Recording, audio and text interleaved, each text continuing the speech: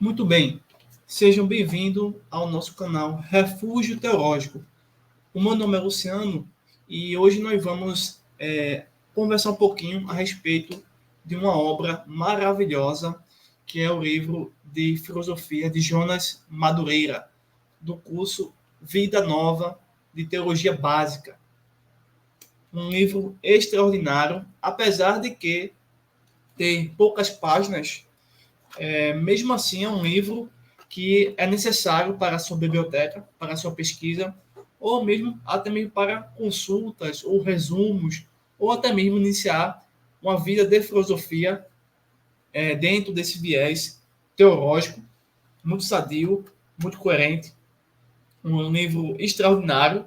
Gostei bastante da narrativa, da construção de pensamento que o autor aqui expôs de uma forma técnica, simples, objetiva e resumida, né? Deixa eu ver aqui quantos capítulos são acho que 6 capítulos. 6 capítulos de uma forma bastante resumida, porém, o que destaca nesse trabalho aqui é que no final de cada capítulo, o autor traz-nos aqui questões para a gente poder refletir e poder responder. Não é uma obra que você vai abrir, vai pesquisar, estudar, capítulo por capítulo, sem fazer uma reflexão.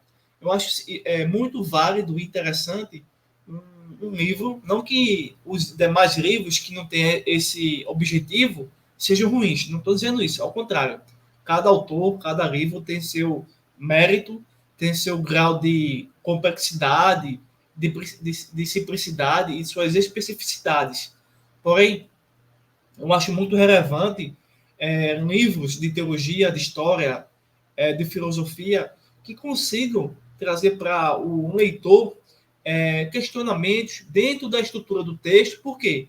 Porque além de você estudar, memorizar, reter aquela informação, você consegue agora interpretar as questões a respeito do capítulo que você acabou de estudar. Isso é muito interessante, bom para aumentar a questão do conhecimento, da sabedoria que nós podemos encontrar estudando, por exemplo, esse livro, né?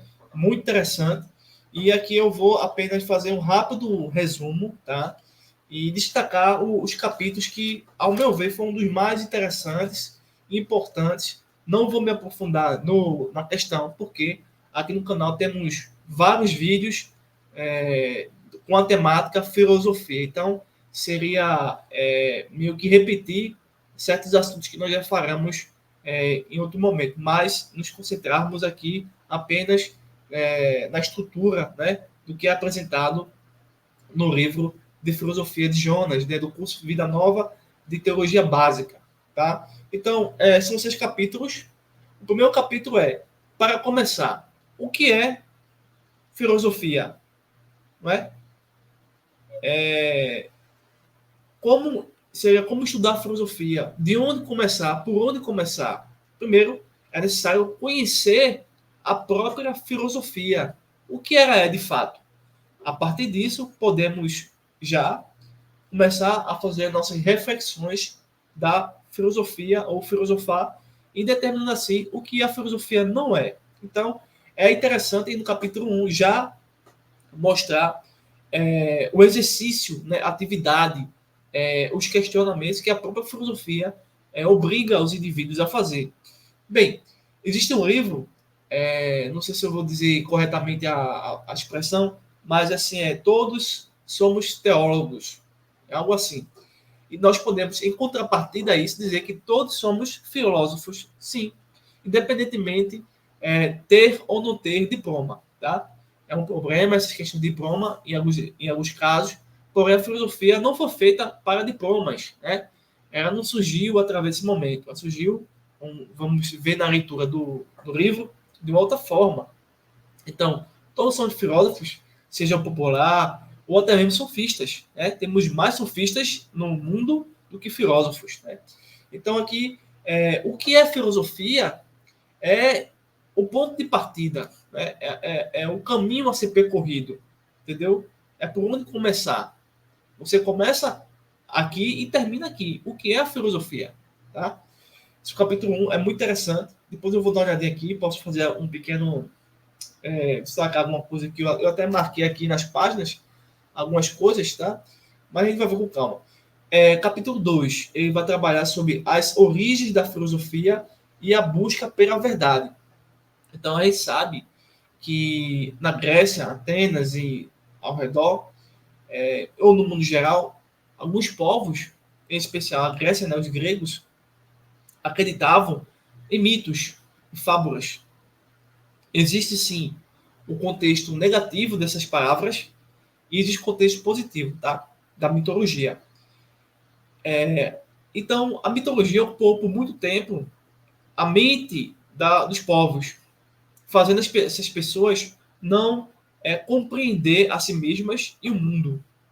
Então, surgiu a necessidade, né, do aparecimento de pessoas que, vamos dizer assim, encontraram uma metodologia, um conhecimento que era o de questionar, de perguntar sobre determinado fenômeno, sobre determinado posicionamento, sobre determinada conjectura, no sentido de encontrar e validar se aquele conhecimento exposto era verdadeiro ou falso, né? E assim distinguir o falso do verdadeiro e todas as questões decorrentes disso.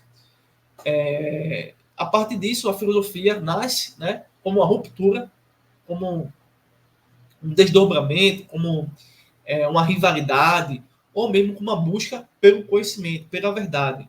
Por quê? Quando a gente para pensar, a gente observa que muitas das coisas que acreditamos, ou no que estão nos dizendo, pode ser falso. Então, para isso, a gente precisa respirar, fazer uma pausa e dizer: isso é verdade? O que é a verdade? Entendeu? E daí nós vamos realmente encontrar a realidade. Então, muitos pensadores vão surgir no decorrer do tempo, mostrando não apenas a sua preocupação em mostrar a sua teoria, mas de confrontar teorias e encontrar a melhor teoria, ou a única teoria, ou a única hipótese, ou a única ciência, ou a única pensamento racional que dá sentido ao ser humano.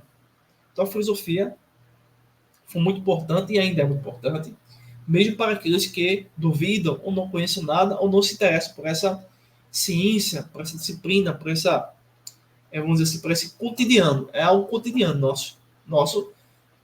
Quando a gente realmente filosofar, a gente vai realmente se preocupar com a verdade.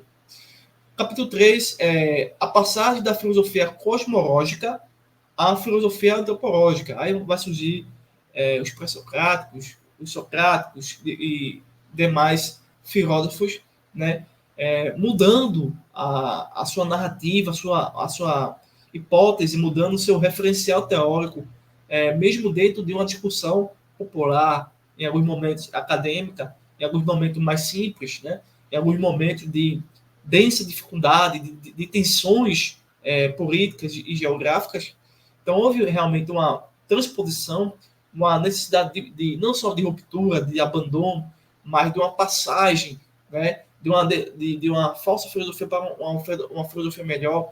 E assim, criou-se diversos debates, né, socráticos, enfim, antissocráticos, e o capítulo vai trazer tudo isso. Capítulo 4, o realismo das ideias e o realismo das imagens. Capítulo 5, o encontro da filosofia grega com a teologia cristã. O capítulo 6, da constituição do sujeito cognosciente, a fabricação da realidade. Então, a filosofia já vai se conectando. Os filósofos já são, em alguns momentos da história, abandonados, em contrapartida, em outros momentos do espaço-tempo, em outros locais da geografia, da geopolítica daqui da Terra, os filósofos e as suas obras são mantidas, né, por outros povos. Outros povos vão refazer essa filosofia, vão reconfigurar, vão fazer uma releitura para o bem ou para o mal, distorcendo ou realmente readaptando, reconfigurando ou melhorando a filosofia dos gregos para construir uma cultura, uma mentalidade melhor dentro de situação específica em determinados povos. Então, ela vai se encontrar com a teologia cristã, ela vai se encontrar com os árabes, com os judeus. A filosofia vai se expandir de uma forma muito abrangente e vai influenciar Agostinho, Tomás de Aquino, muitos pensadores, a arte, tudo. Então, a filosofia também vai trazer algumas dificuldades, algumas pessoas conectadas à filosofia vai abandonar não só os gregos, né, mas também filósofos modernos, pós-modernos, né, vai refazer uma nova e nova filosofia. Então, vai ter, ao mesmo tempo, em alguns casos, dentro da história da filosofia, o abandono da razão, o abandono da busca do conhecimento, a negação do conhecimento, a negação da verdade, é como se fôssemos retornar àquele momento de debate socrático entre Sócrates e os sofistas, hoje numa linguagem mais diferente, porém com os mesmos intuitos, né? Porque naquela época, ou em todas as épocas, sempre existiram pessoas, formadas ou não, que negaram ou negam a verdade absoluta, negam a existência, por exemplo, de Deus, né? Negam quem de fato é Deus, e assim por diante. Então, a filosofia sempre foi muito utilizada pelos pais da igreja. Então, há inúmeras situações que a filosofia foi importante, e o autor do livro de filosofia aqui, Jonas, realmente vai mostrar a você a necessidade da filosofia junto com a apologética, com a teologia, para a gente poder confrontar no sentido de mostrar a verdade, né? Tudo isso de uma maneira rápida, resumida, dá para você realmente conseguir absorver isso. Na apresentação, só fazer agora os recortes, tá bom? Na apresentação diz assim: todos devem estar preparados para responder a todo aquele que pedir a razão da esperança que há neles. 1 Pedro, capítulo 3, versículo 15, que é o texto de ouro, o texto-chave para o ministério da apologética, que hoje em dia está em ruína, está abandonado, porque as pessoas hoje não se preocupam mais em não somente viver a fé, mas construir uma argumentação para evangelizar. Então, apologética tem tudo a ver com evangelizar, com o fato de mostrar o reino de Deus, com o ir de pregar o evangelho.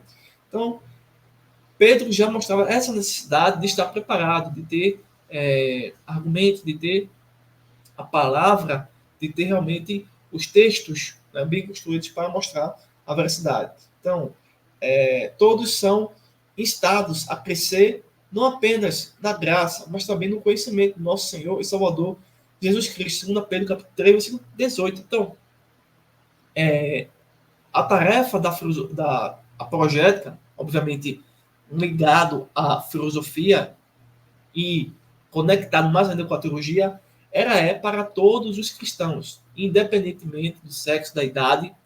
Todos os cristãos que realmente nasceram de novo necessitam da apologética, necessitam estar bem preparados, estar realmente vivenciando o genuíno cristianismo. E não somente isso, mas que a partir do momento em que nós nos doamos em um momento da nossa vida, em alguns momentos do dia, para conhecer mais a Escritura e necessariamente, especificamente, absorver o que a apologética cristã tem a nos dizer, nós podemos aí crescer na graça e no conhecimento, tá? Aqui já na apresentação ele faz essa chama, aí ele começa a dizer assim: a retomada do ensino bíblico, do sacerdócio, de todos os crentes, que foi aí um momento da reforma protestante, tá? No entanto, não significa que Deus não tenha capacitado especificamente alguns para exercer determinado dom da igreja, ou seja, ao mesmo tempo que todos nós somos instruídos a estar preparados para não somente viver a fé, mas também para mostrar de forma verbal, argumentativa, coerente, racional, dentro dos textos bíblicos, por exemplo, Efésios capítulo 4, versículo 11, um ministério específico da liderança da igreja, dos vocacionados, dos chamados, né, de pessoas já comissionadas, né, dos dons de vocação específicos para externar esse conhecimento para o povo, e assim o povo externa o conhecimento para o mundo na busca de evangelizar os povos, tribos e nações. Não? O autor diz assim, o apóstolo Paulo afirma que Deus designou uns para apóstolos, outros para profetas e outros para evangelistas, e outros ainda para pastores e mestres. Esses especificamente capacitados, porém, não deviam guardar para si o depósito do conteúdo da fé. Eles tinham uma missão de cumprir. Aí temos aqui uma questão. O aperfeiçoamento dos santos para a obra do ministério e para a edificação do corpo de Cristo, até que todos cheguem à unidade da fé e no pleno conhecimento do Filho de Deus, ao estado de homem feito à medida da estatura da plenitude de Cristo, para que não sejamos mais como crianças inconstantes, levados ao redor por todo o vento de doutrina, pela mentira dos homens, pela sua astúcia, não na invenção do erro. Pelo contrário, seguindo a verdade e amor, cresçamos em tudo aquele que é a cabeça, Cristo.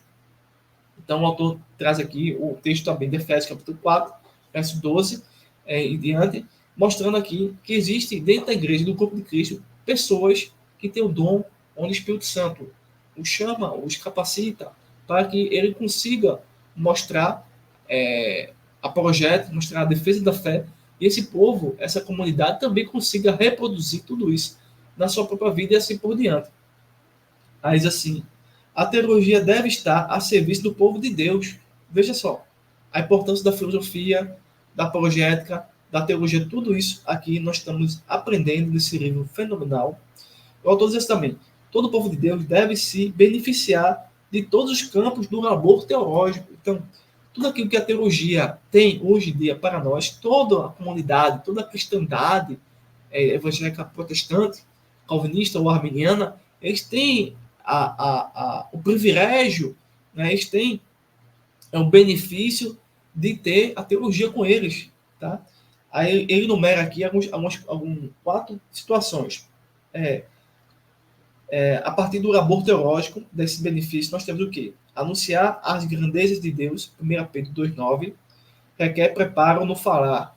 A parte da teologia que cuida da boa transmissão oral da palavra de Deus é homilética. Estou dando só um recorte, tá? 2. Não basta fazer discípulos, é preciso ensiná-los. Esta é uma definição básica de teologia, estudo sobre Deus. 3. Está preparado para responder a todo aquele que perdia a razão da esperança que é em nós. 1 Pedro 3,15 requer conhecimento bíblico e o exercício da apologética. 4.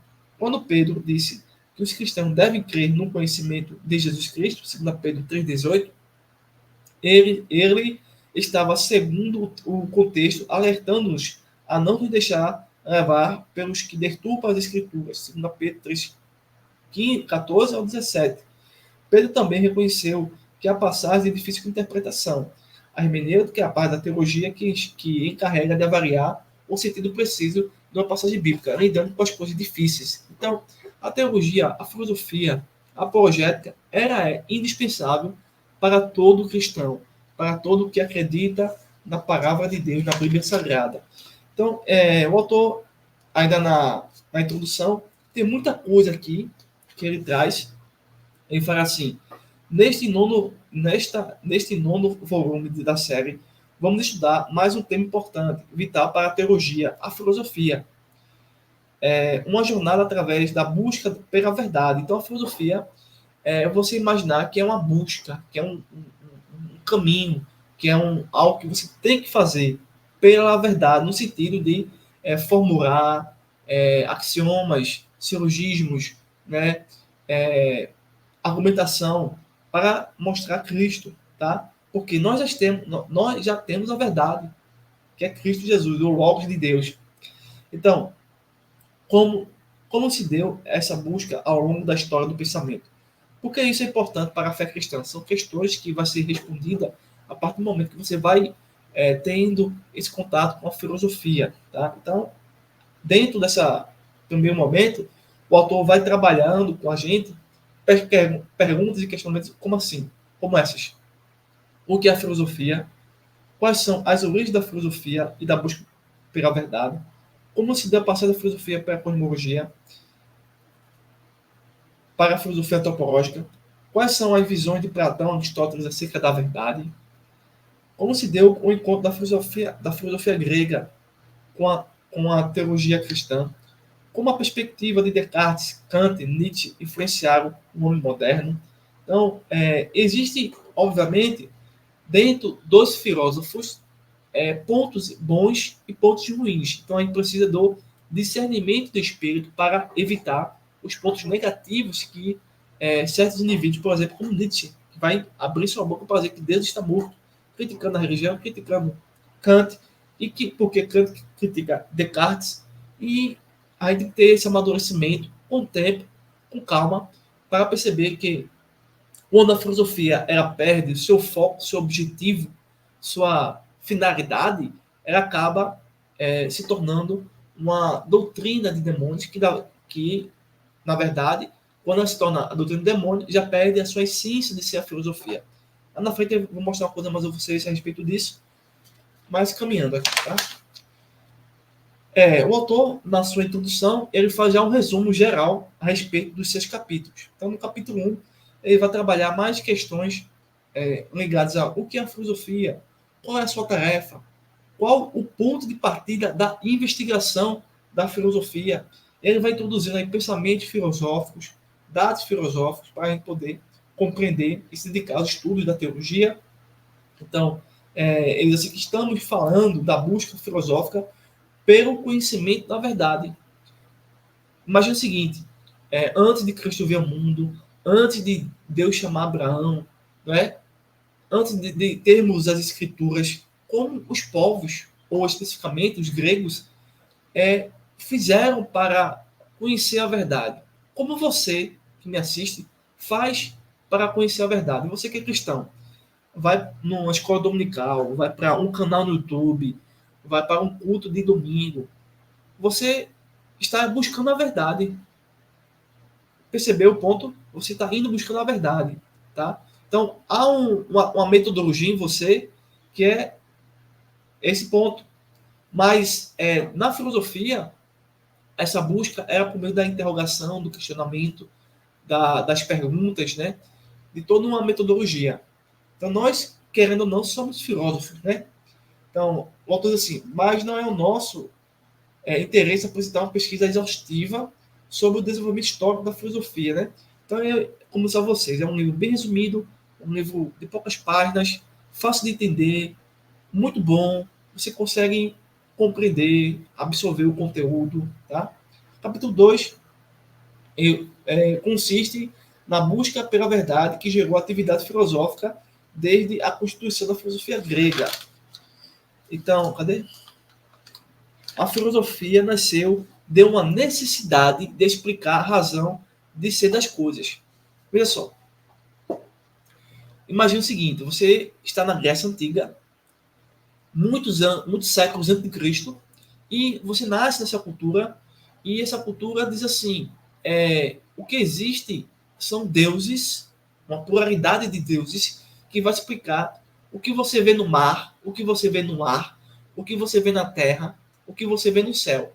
Então, o que você vê na floresta, né, o que você vê nas suas circunstâncias. Então, cada momento da sua vida existe um Deus. Né? É como se fosse hoje o catolicismo, né? Na mitologia, hoje fosse o catolicismo. Então, por quê? Por que eu faço essa semelhança? Porque o catolicismo ele tem santos. Né? Ele mudou, em vez de ser deuses, ele bota santos. Porque cada santo tem uma finalidade sobre a terra. Né? Um está no mar, outro está na terra, assim por diante. Até como se fosse uma cópia mitológica da cultura grega, daquela religiosidade grega. Então, resumindo, tanto naquela época quanto hoje, as pessoas acreditam em vários deuses, né? Em santos. Então, quando você questiona, será verdade que eles existem? Será verdade que o que se faz em nome desses deuses ou desses santos é real ou é apenas uma falsificação do mundo real ou é algo realmente falso? Então a filosofia ela nasce da necessidade de explicar através da razão as coisas, tá? Sem recorrer a mentiras, a dogmas que não podem ser questionados, tá? Então é assim, os primeiros filósofos não aceitando mais o mito, como a única possibilidade de explicação da realidade, desenvolveram explicações sustentadas nas observações de fenômenos da natureza. Então, houve essa ruptura, esse afastamento, essa refutação dos mitos, mas, ao mesmo tempo, esses filósofos da natureza, né, enfim, e até mesmo os socráticos, necessitavam ainda de recorrer ao mito X. Porém, essa mitologia que eles vão recorrer é uma mitologia, vamos dizer assim, reconfigurada, uma mitologia próxima da verdade, né? É um ponto de partida que as pessoas tinham de entender para eles alcançarem a realidade. Então, ao mesmo tempo que eles rejeitam a mitologia, eles tentam buscar na mitologia alguma conexão para que os seus ouvintes pudessem entender que a filosofia não é elementos semelhantes da mitologia, mas é algo extremamente necessário para a compreensão e a conduta do ser humano. O autor diz assim: eles apresentam as primeiras explicações científicas do surgimento do mundo, né? Obviamente não eram tão científicas, mas era já um exercício, né, de deixar as sombras do conhecimento para o verdadeiro conhecimento. E todas elas sem recorrer ao mito. Aí temos Homero, Hesíodo, os primeiros filósofos, Tales de Mileto.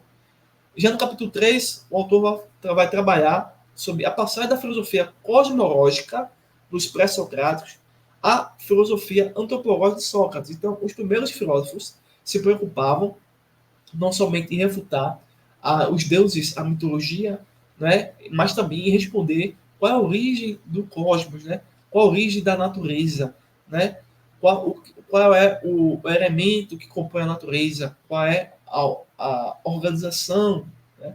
Mas, com o tempo, houve uma necessidade maior de sair dessa abordagem para a filosofia antropológica de Sócrates. Então, em vez de se preocuparem exclusivamente sobre fenômenos da natureza, os filósofos gregos passaram a dedicar-se também ao estudo das questões humanas, dando início a uma nova fase extremamente importante da busca da verdade filosófica. A essas figuras marcantes, nós temos, a princípio, Heráclito, Parmênides, os sofistas e Sócrates. São os personagens necessários para compreender essa passagem. Tá? Capítulo 4, ele vai trabalhar aí a filosofia do filósofo Platão e a filosofia do filósofo Aristóteles. Então, são filosofias que influenciaram muitos teólogos protestantes e muitos teólogos católicos. Mas, ao mesmo tempo, existem alguns estudos que até mesmo influenciaram o Evangelho de João. Tá? Capítulo 5, a filosofia grega sofreu várias modificações, né? No sentido, em alguns casos, dependendo da situação, positivo, em outros casos, negativo. Então, os dois grandes modelos do pensamento da história da filosofia grega, o platonismo e o aristotelismo, né? É como se fosse o pessoal do Heráclito e o pessoal do Parmênides, né? Foram reinterpretados pelos teólogos agostinhos e Tomás de Aquino. Embora sejam teólogos e filósofos, Agostinho e Tomás usufruíram do platonismo e do aristotelismo para explicar a existência de Deus, a realidade de Deus e do mundo em que vivemos. Então, conhecer a verdade na visão de Agostinho, Tomás de Aquino, dos protestantes, dos católicos, né, ou do próprio apóstolo João, seria o mesmo que conhecer Deus. Então, abandonar o problema filosófico, abordaremos o problema filosófico da busca da luz, da verdade, à luz da busca pelo conhecimento de Deus. Então, ele vai mostrando aqui, ao mesmo tempo que houve essa hegemonia de entender que a filosofia era serva da teologia, houve também na história do cristianismo, né, pessoas que duvidavam da filosofia, enxergando a filosofia como algo ruim, negativo, diabólico, satânico, como, por exemplo, Tertuliano. Então, a gente tem que olhar para o seguinte, que todos os homens, eu, você, temos erros, né? Mas nós precisamos encontrar a verdade, e não ficar somente no erro, ou nos deixar que o erro nos consuma plenamente, né? Então, Tertuliano diz assim, que tem a ver Atenas com Jerusalém, ou academia com a igreja. Qual é O que tem a ver? Para ele, nada. Será isso mesmo? Então, eu vou, resumindo aqui, eu só vou apenas destacar o que eu achei interessante aqui. São muita coisa fantástica, tá? Aqui. A filosofia, o parágrafo, né? Parágrafo. Mas quem nunca ouviu dizer que a filosofia cega a mente e o coração dos homens, que ela enfraquece a espiritualidade e a piedade cristã. Muitos evangélicos hoje não gostam da ciência, não gostam de estudar, não gostam do seminário e não gostam da filosofia, porque eles entendem que quando a gente estuda, a gente enfraquece a espiritualidade, né, e a piedade cristã. E citam Colossenses 2,8, que diz assim: tenham cuidado para que ninguém vos escravize a filosofias vãs e enganosas, que se fundamentam nas tradições humanas e nos princípios elementares deste mundo, e não em Cristo. Então eles usam somente esse texto, tá, para condenar a filosofia, sejam eles no sentido moderno, tá? Sejam católicos, evangélicos ou não. Então, muitas pessoas pensam que a filosofia é ruim para a teologia. Mas, a bem da verdade, isso é um grande equívoco, isso é uma mitologia, isso é um pensamento falso, tá? Que não tem como se sustentar nem nesse texto bíblico, muito menos na própria história do cristianismo. Por quê?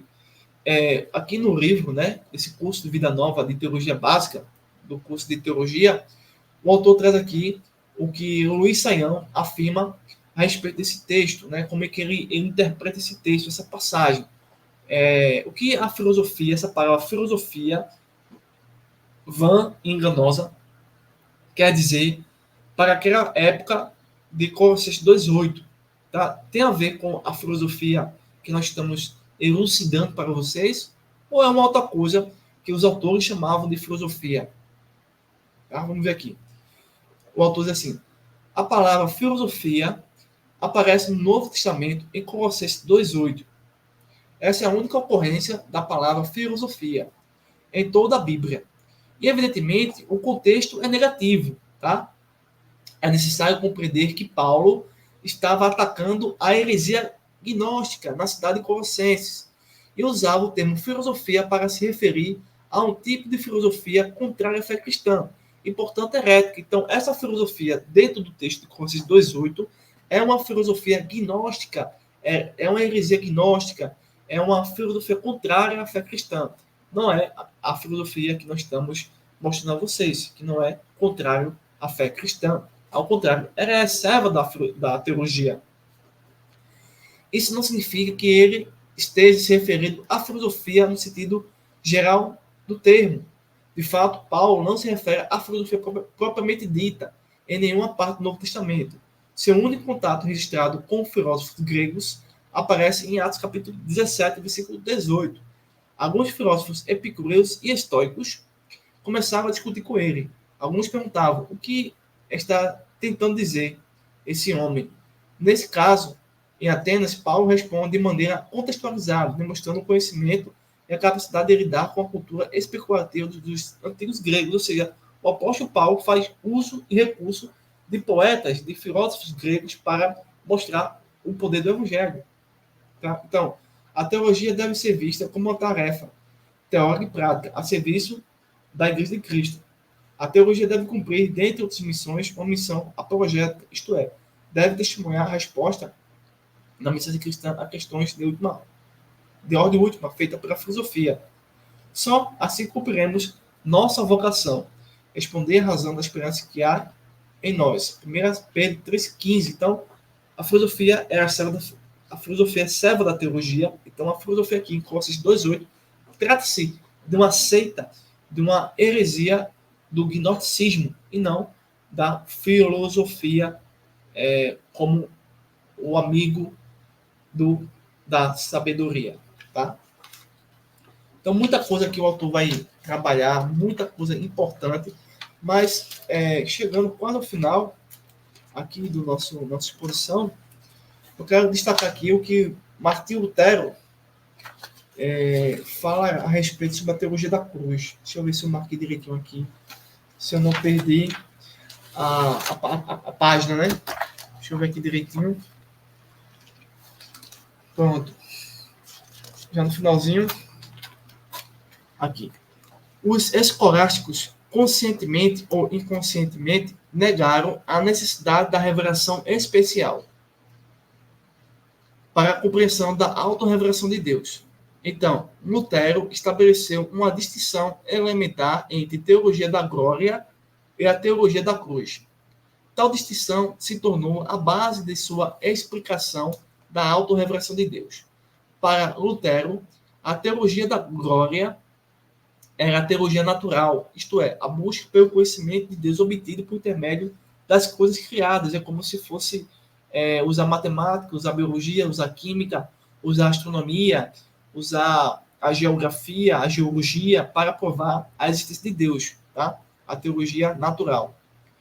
De acordo com Lutero, a passagem de Romanos 1:20 não é um incentivo para buscarmos o conhecimento de Deus meramente a partir das coisas criadas, ou seja, a partir da própria ciência.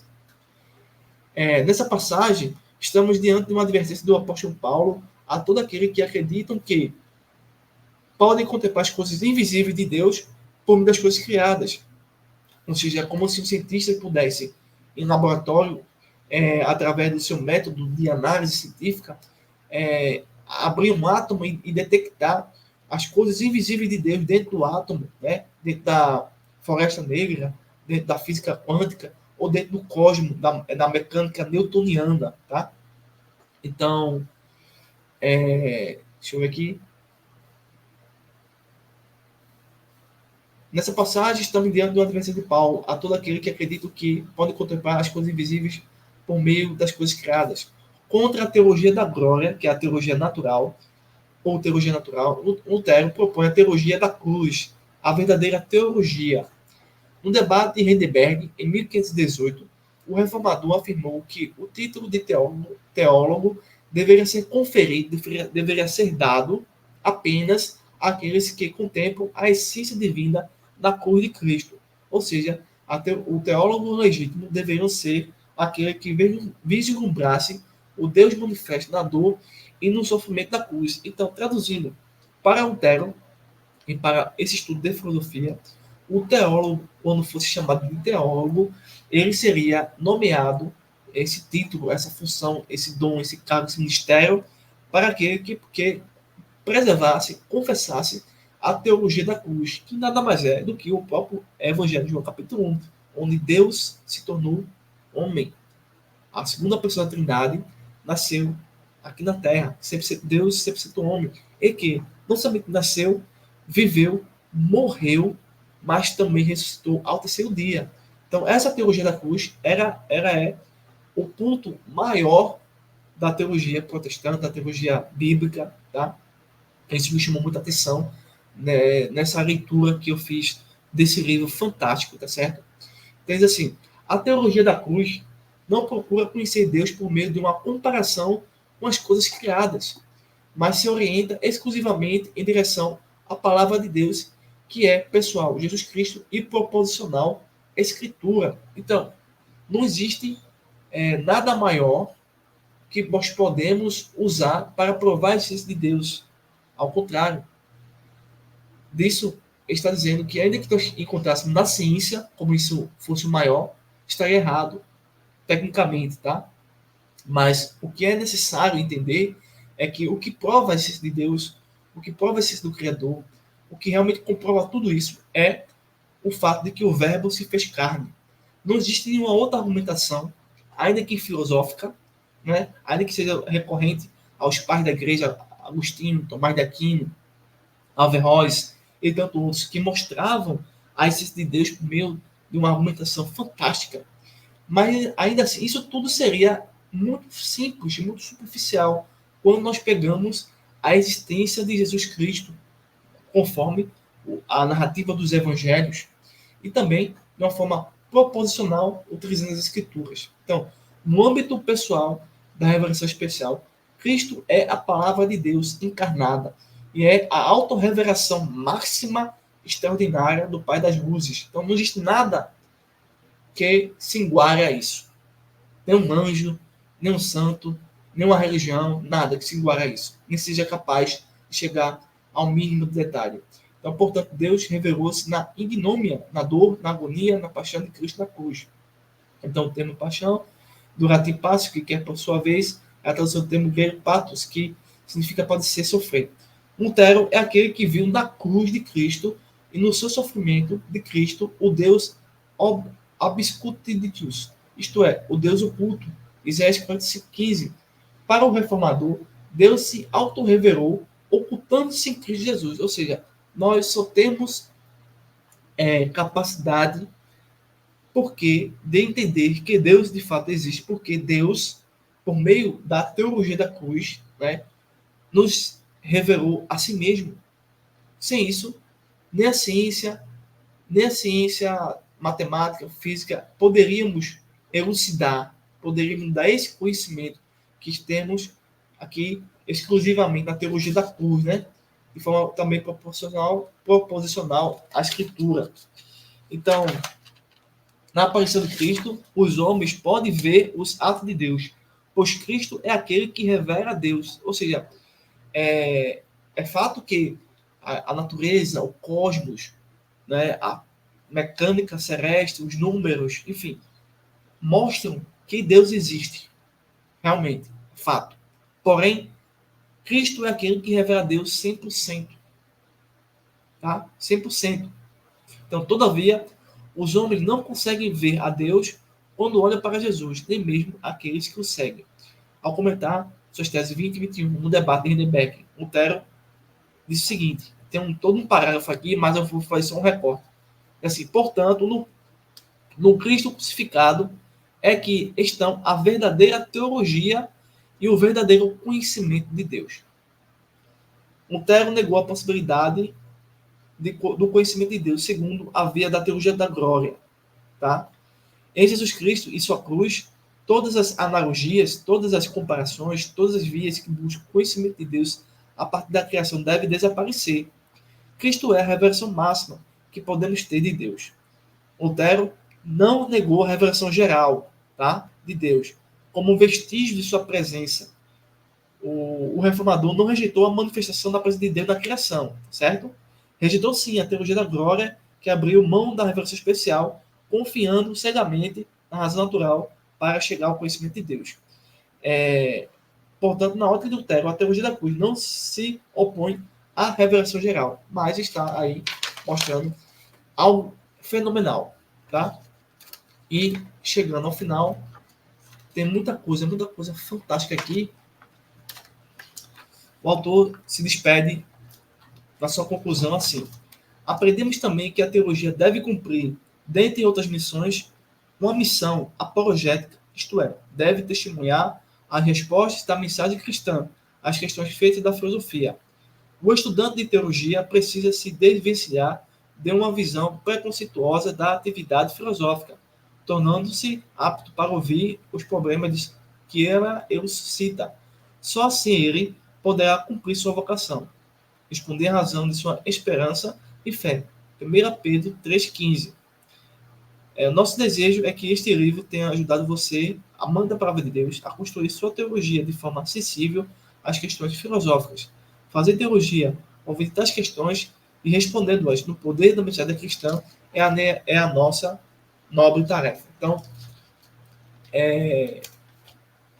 curso Vida Nova, Teologia Básica de Filosofia, um livro extraordinário que você precisa aí ter para até mesmo iniciar as suas pesquisas na área da filosofia. Então, espero que esse vídeo tenha me ajudado. Se gostou, se inscreva no nosso canal, compartilhe o vídeo, deixe seu comentário, deixe seu like. Se quiser nos ajudar, entre em contato conosco para adquirir nossos livros, nossos produtos, tá? Sejam físicos ou em PDF. Mais informações, só entrar em contato pelo WhatsApp. Então, até o próximo vídeo, se assim nos permitir.